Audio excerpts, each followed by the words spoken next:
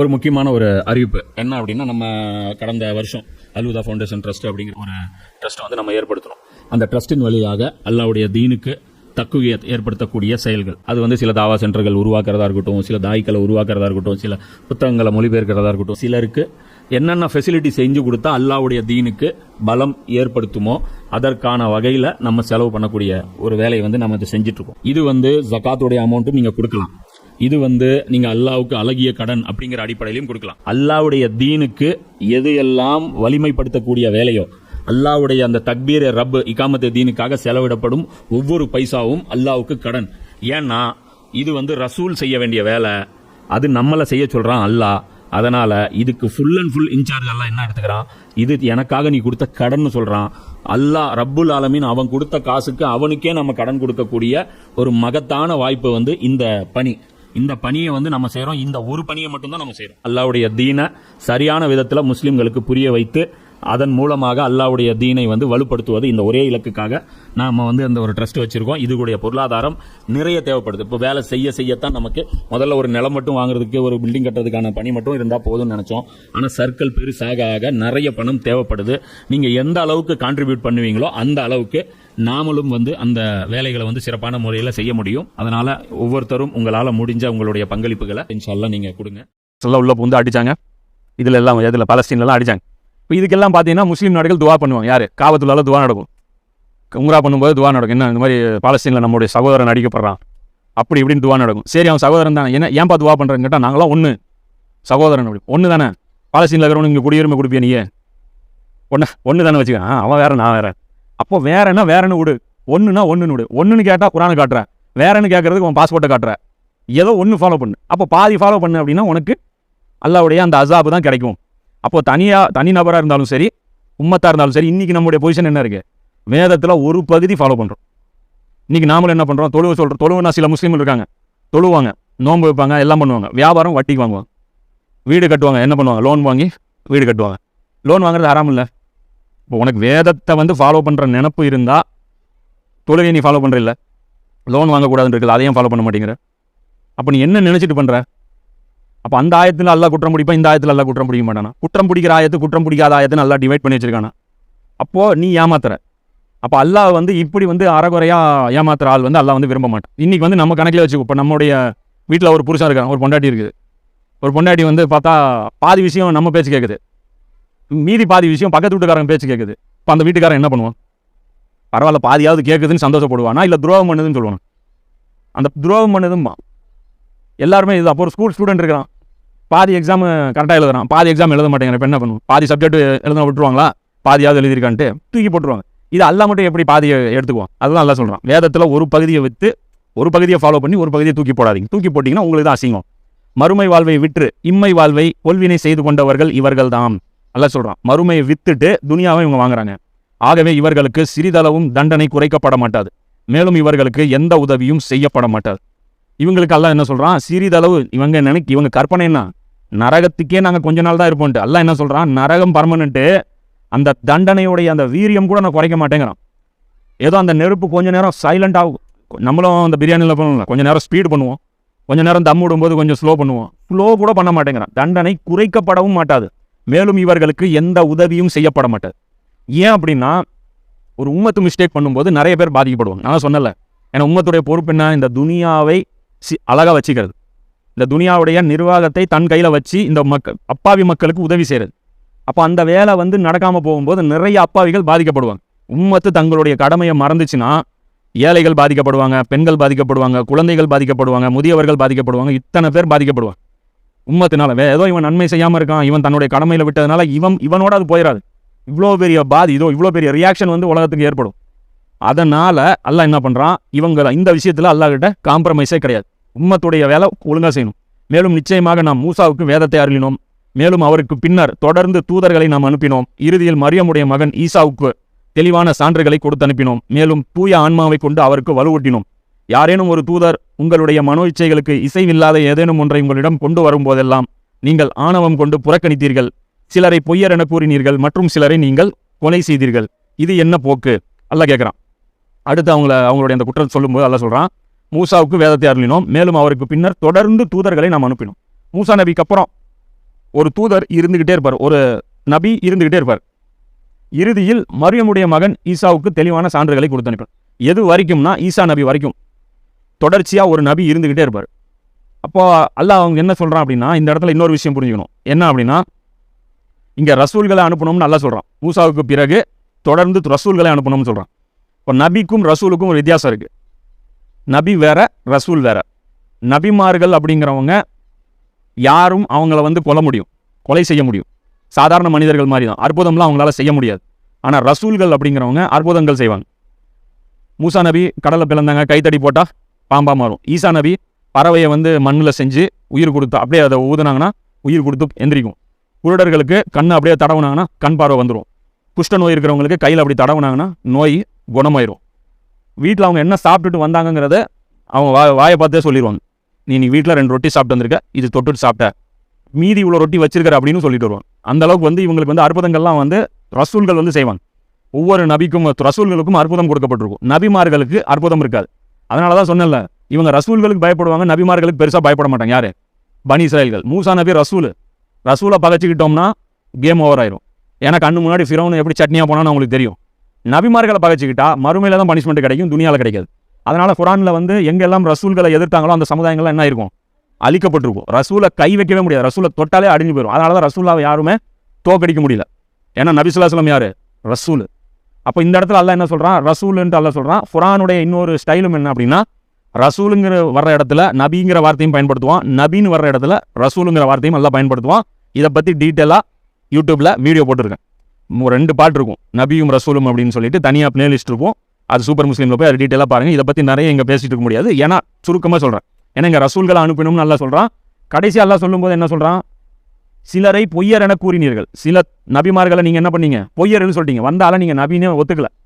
நபின்னு ஒத்துக்கிட்டா தானே அவர் சொல்கிற போதனைகளை ஃபாலோ பண்ணும். நபியே இல்லைன்னு சொல்லிட்டீங்க. மற்றும் சிலரை நீங்கள் கொலை செய்தீர்கள். ஏன் இப்படி பண்ணாங்க அப்படின்னா, அவங்க வந்தவங்க என்ன பண்ணாங்க? அந்த நபிமார்கள் இவர்களுக்கு பிடிக்காத விஷயத்தை அவங்க உபதேசம் பண்ணாங்க.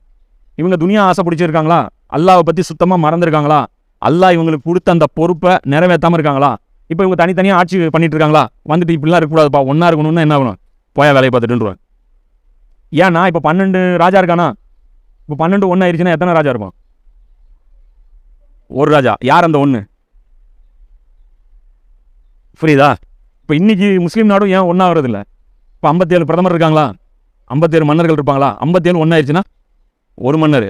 அந்த ஒரு மன்னர் யாரு?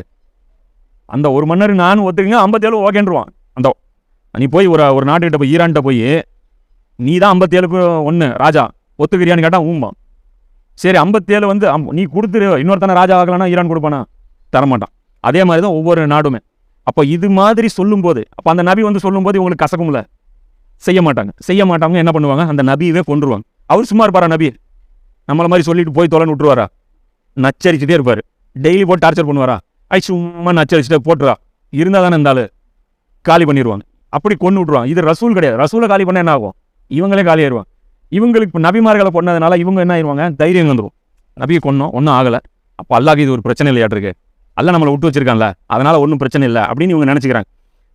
எங்களுடைய இதயங்கள் 88வது வசனம், எங்களுடைய இதயங்கள் உரையிடப்பட்டு இருக்கின்றன என்று அவர்கள் கூறுகின்றனர். இல்லை, அவர்களுடைய அவநம்பிக்கையின் காரணமாக அல்லாஹ் அவர்களை சபித்து விட்டான் என்பதுதான் உண்மை. எனவே மிக சொற்பமாகவே அவர்கள் நம்பிக்கை கொள்வார்கள். இவங்க அல்லாஹ் சொல்கிறாங்கல்ல, 75வது வசனத்தில் அல்லாஹ் என்ன சொன்னா? இவங்க நம்புவாங்கன்னு எதிர்பார்க்காதீங்க அப்படின்னு அல்லாஹ் சொன்னான். இது அல்லாஹ் முடிவு பண்ணி சொன்னதில்லை, இவங்க ஸ்டேட்மெண்ட்டே அப்படி தான் இருக்குது. என்ன சொல்கிறான்?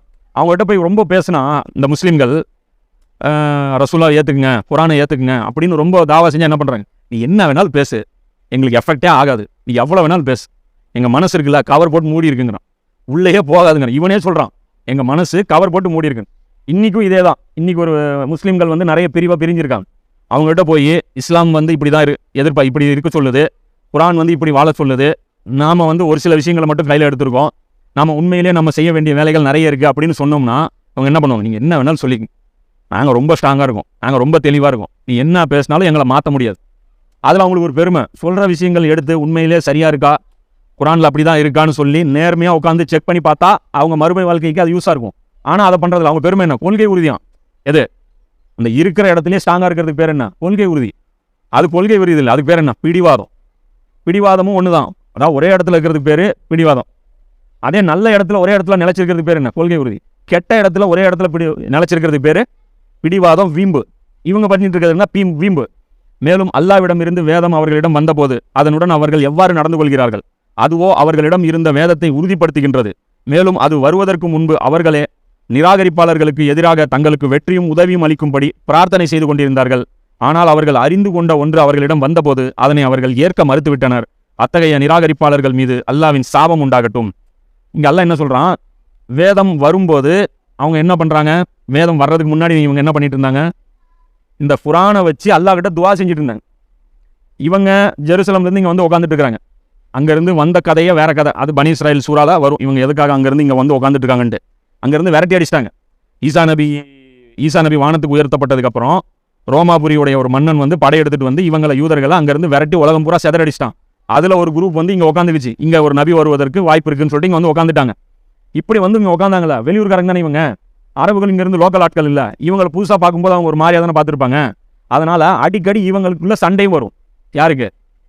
அரபுகள் இந்த மதீனால இருந்தாங்க இல்லையா, மதீனால அன்சாரிகள் இருந்தாங்களா, அன்சாரிகளுக்கும் யூதர்களுக்கும் சண்டை வரும். சண்டை அடிக்கடி வரும்போது இவங்க எப்படிப்பட்ட ஆட்கள், இவங்க வரலாறு என்ன, கோழைகள். இவங்க அரபுகள் எப்படிப்பட்டவங்க, வீரங்க. சண்டை வரும்போது இவங்க எப்பயுமே அடி வாங்குவாங்க. அடி வாங்கி எப்பயுமே தோத்துட்டு இருப்பாங்க. தோத்து அழுவும் போது என்ன பண்ணுவாங்கன்னா துவா செய்வாங்க. இருங்கடா, இப்போ நீங்க எங்களை அடிக்கிறீங்க, கடைசியா ஒரு ரசூல் வருவாரு, அவங்க வந்தாங்கன்னா உங்களை அடிச்சு நாங்கள் காலி பண்ணுவோம். இந்த உமர் சீரிஸ்ல இந்த ஃபர்ஸ்ட் வால்யூம்ல அது வரும். அந்த யூதன் வந்து சொல்லுவாங்க, அந்த பேரிச்சம்பழம் ஏமாத்திட்டே சொல்லுவாங்க, போங்க போங்க கொஞ்ச நாள்ல எங்களுக்கு இறை தூதர் ஒருத்தர் வருவாரு, வந்ததுக்கப்புறம் நாங்கள் உங்களை வச்சுக்குவோம் அப்படின்ட்டு. உமர்ல இவனை கூட கேட்பார்ல, யாரோ ஒரு இறை தூதர் வருவாங்கன்னு சொல்றாங்களா, அது உண்மையா அப்படின்ட்டு. தெரியல, இவங்க சொல்லிட்டு இருக்காங்க ரொம்ப நாளா அப்படின்ட்டு.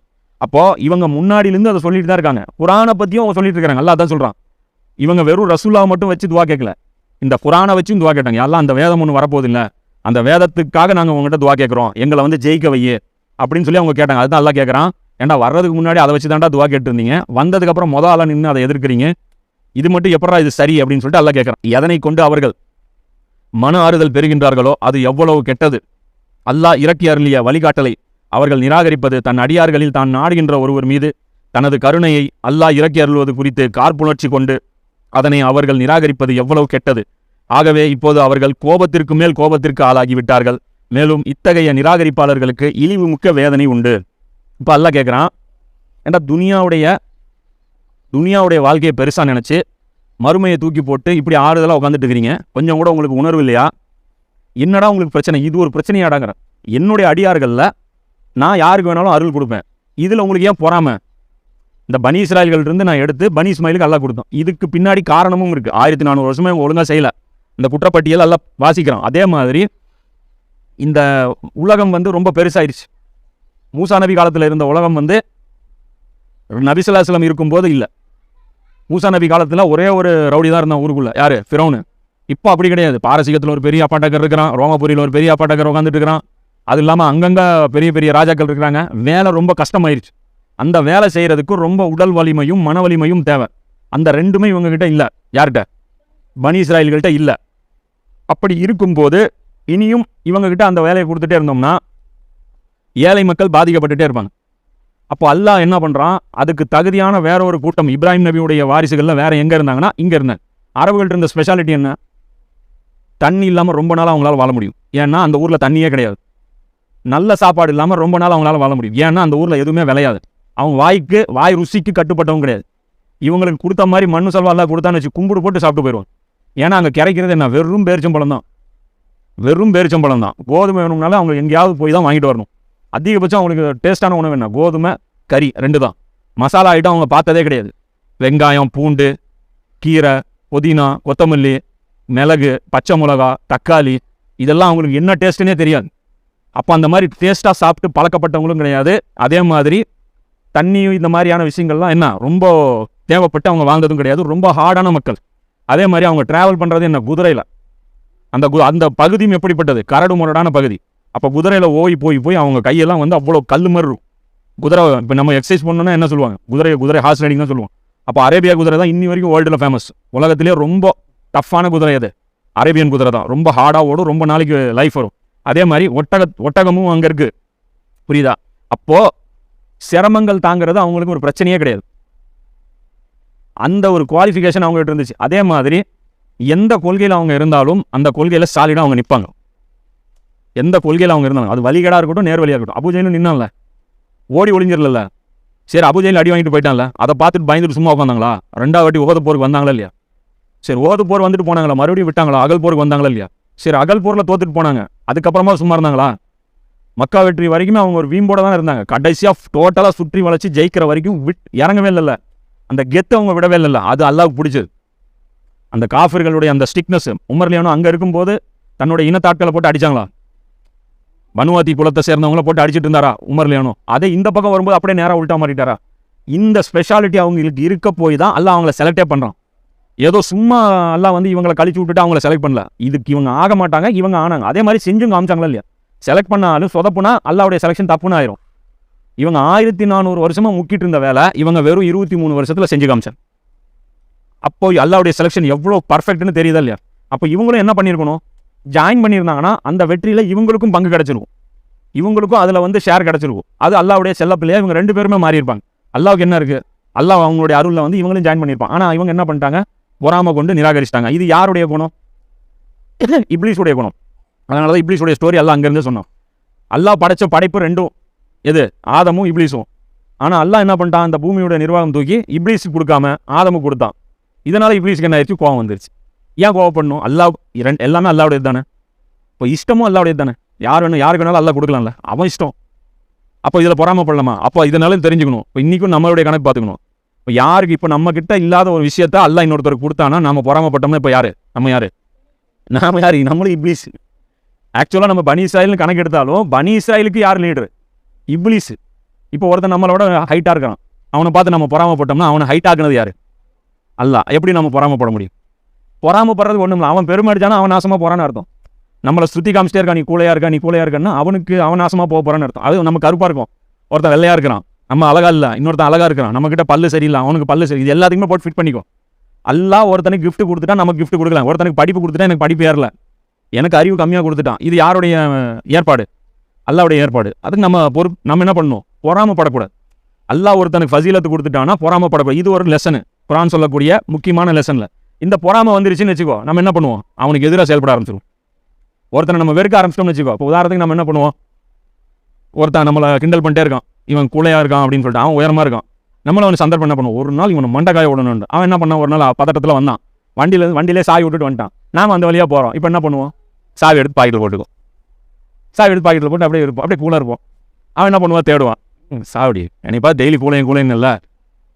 இப்போ இந்த சேட்டையெல்லாம் நமக்கு வந்துடும், புரியுதா? அப்போ இதெல்லாம் இது வந்துருச்சுன்னா நாம யார்? இப்லீஸ். இதைத்தான் இவங்க யார் பண்ணாங்க? பனி இஸ்ராயல் என்ன பண்ணாங்க? அல்லாவுடைய தீனை நீங்கள் மேலே வைக்க போறீங்களா? இவங்க என்ன பண்ணாங்க? நேரடியாக போய் பாரசீகத்திட்ட போய் சொன்னாங்க, இங்கே ஒரு டீம் இப்படி வேலை செய்கிறாங்க, லெட்டர் போட்டுற நீ. அப்போ போய் அபூஜஹல்கிட்ட போய், என்ன இப்படி இருக்கீங்க, அவங்க பிளான் என்ன தெரியுமா? நாளைக்கு அங்கே போகிறாங்களா? இப்போ இந்த இடைஞ்சல் ஏற்படுத்துறது. இவங்க ஹெல்ப் பண்ணுற வேலையை விட்டு போட்டு உள்டா வேலை. இந்த பொறாமை சாதாரணமாக இருக்காது. இப்போ அதே தான் நம்ம சொல்கிறேன். இப்போ உதாரணத்துக்கு இப்போ உங்களுக்கு சமையல் வராதுன்னு வச்சுங்க. யாருக்கு? உங்களுக்கு சமையல் வரல. அம்ரின் நல்லா சமைக்கிறான், எல்லாம் பாராட்டுறான், என்ன சமையல்ங்கிறேன். இப்போ என்ன பண்ணிட்டான் அம்ரின்? முக்கியமான விருந்தாளிங்க அன்றைக்கி சாப்பிட போகிறாங்க, எல்லாம் அந்த சாப்பாடு தான் மெயின் சாப்பாடு. ஆனால் அங்கே எரிஞ்சிட்டு இருக்கு, தீய போகுது இன்னும் கொஞ்சம் நேரத்தில். நீங்கள் அந்த பக்கமாக போகிறீங்க, அம்ரின் வேற ஒரு வேலையில் மூழ்கி போயிருக்கா. இப்போ அடுப்பு ஆஃப் பண்ணிட்டீங்கன்னா அம்ரின் நல்ல பேர், நீங்கள் கண்டுக்காமல் போனீங்கன்னா அம்ரின் கெட்ட பேர். இப்போ என்ன பண்ணுறது? அந்த பொறாமை வந்துருச்சுன்னா இப்போ எல்லாருமே முன்னாடியும் தீஞ்சல் சாப்பாடு வரும், மறுபடியும் இன்னொரு சாப்பாடு செய்கிறதுக்கு 2 மணி நேரம் ஆகும். இன்றைக்கி என்ன ஆயிரும்? எல்லாரும் முன்னாடி மானம் போக வச்சுருவோம். இந்த வேலையெல்லாம் என்ன ஆயிரும்? இதெல்லாம் கெட்ட குணம், அது நமக்குள்ளே பில்ட் ஆயிரும். அதனால் நம்ம ஆரம்பத்தில் கட் பண்ணணும்னு என்ன பண்ணுவோம்? இன்னொருத்தனுக்கு அல்லாஹ் ஃபசீலத்து கொடுத்துட்டானா அங்கேயே அதை தூக்கி போட்டுணும். நம்ம முன்னாடி ஒருத்தன் தம்பட்டம் அடிச்சானா அவனை என்ன பண்ணணும்? கேர் பண்ணவே கூடாது. இவன் ஒரு முட்டாது ஜாஹில், இவன் பாட்டுக்கு ஓவராக சீன் போட்டுட்டு இருக்கிறான், இவனை நம்ம அவாய்டு பண்ணு, இவனை பைபாஸ் பண்ணிவிட்டு நம்ம பாட்டுக்கு கேர் பண்ணாமல் போயிடணும். அல்லா சொல்கிறான், அல்லாஹ் இறக்கி அருளியதன் 91 வசனம், அல்லாஹ் இறக்கி அருளியதன் மீது நம்பிக்கை கொள்ளுங்கள் என்று அவர்களுக்கு கூறப்பட்டால் எங்களுக்கு எது இறக்கி அருளப்பட்டிருக்கிறதோ அதன் மீது மட்டும்தான் நாங்கள் நம்பிக்கை கொள்வோம் என்று அவர்கள் கூறுகின்றனர்.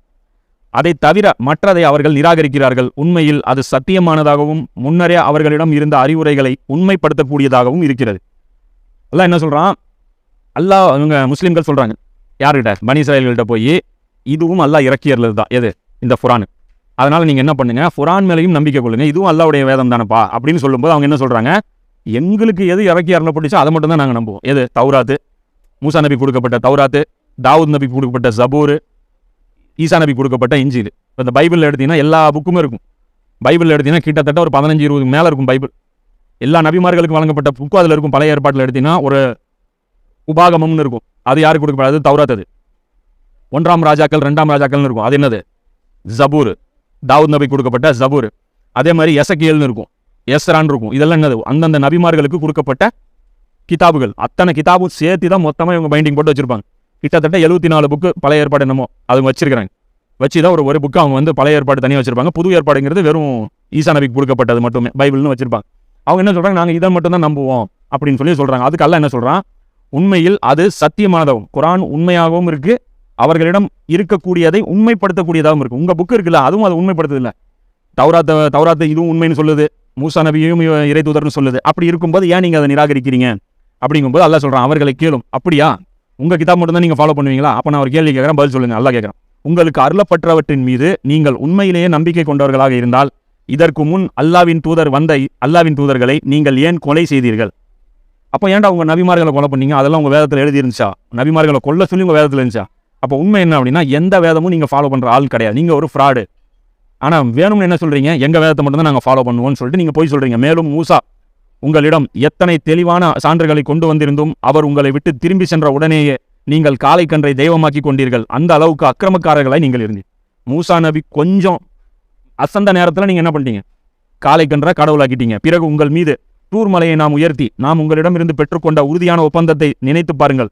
உங்களுக்கு நாம் அருளுகின்ற அறிவுரைகளை வலிமையாக கடைபிடியுங்கள். மேலும் நம்முடைய கட்டளைகளுக்கு செவிசாயுங்கள் என்று நாம் கூறினோம். அதற்கு உங்கள் முன்னோர்கள் நாங்கள் செவியேற்றோம், ஆனால் மாறு செய்வோம் என்று கூறினார்கள். நான் தூர்மலை எடுத்து உபதேசம் செஞ்சு வாக்குறுதி வாங்குறேன். ஆனால் நீங்கள் என்ன, உங்கள் முன்னோர்கள் என்ன பண்ணாங்க? நீங்கள் இன்னைக்கு இந்த பொசிஷனில் இருந்துக்கிட்டு ரசூலுல்லாஹ்வுக்கு கொடுக்கப்பட்ட வேதத்தை நீங்கள் மறுக்கிறீங்க. ஆனால் உங்கள் முன்னோர்கள் என்ன பண்ணாங்க? மூசா நபிக்கு வச்சு நான் வாக்குறுதி வாங்கினதையும் செவியுற்றோம், மாறு செய்தோம், கேட்டுக்கிட்டோம், ஆனால் ஃபாலோ பண்ண மாட்டோம்னு வாயில சொன்னீங்க. அவர்களின் அசத்திய போக்கு எந்த அளவு முற்றி இருந்ததென்றால் அவர்களுடைய நிராகரிப்பின் காரணத்தால் காளை கன்று வழிபாட்டின் மீது அவர்களின் உள்ளங்கள் மோகம் கொண்டிருந்தன. இந்த குஃப்ர் எந்த அளவுக்கு இருந்துச்சுன்னா, மனசெல்லாம் காளை கன்றையவே நினைச்சிட்டு இருக்கிறீங்க. அந்த காலை பரவாயில்ல, அந்த காலை இவ்வளோ சிரமப்படுத்தல இல்லை. காலை என்ன பண்ணுது? அது பாட்டுக்கு சும்மா இருக்குது. நீங்கள் நம்பிக்கை கொண்டவர்களாக இருந்தால் இழிவான இச்செயல்களை செய்யுமாறு உங்களை தூண்டுகின்ற உங்கள் நம்பிக்கை எத்தனை விசித்திரமானது என்று நீர் கூறும். என்னடா உங்க ஈமானு என்ன ஈமானு? இதுதான் உங்க வேதத்தில் நீங்க ஃபாலோ பண்ற ஈமானா? உங்களுடைய வேதங்களை நீங்க ஒழுங்கா ஃபாலோ பண்றேன்னு சொல்றீங்களே, அது ஒழுங்கா இருந்துச்சுன்னா காளை கன்றை நீங்க வணங்குறத ஏன் உங்க மனசு ஒத்துக்குச்சு? அப்போ உங்க மனசு அது விரும்புது, இன்னைக்கும் அந்த விருப்பம் உங்களை விட்டு போகல. இப்படி இருக்கும்போது உங்க ஈமானுடைய இதை நினைச்சா எனக்கு விசித்திரமா இருக்கு அப்படின்னு சொல்லிட்டு எல்லாம் கிண்டல் பண்றான். சரி, இது வரைக்கும் போதும். இன்ஷா அல்லாஹ் இங்கிருந்து 93ஆம் வசனம் வரைக்கும் படிச்சிருக்கோம். 94 இருந்து இன்ஷா அல்லாஹ் இதோடைய அடுத்த பகுதிகளில் பார்க்கலாம். வாக்கியதாவான அல்ஹம்துலில்லாஹி ரப்பில் ஆலமீன்.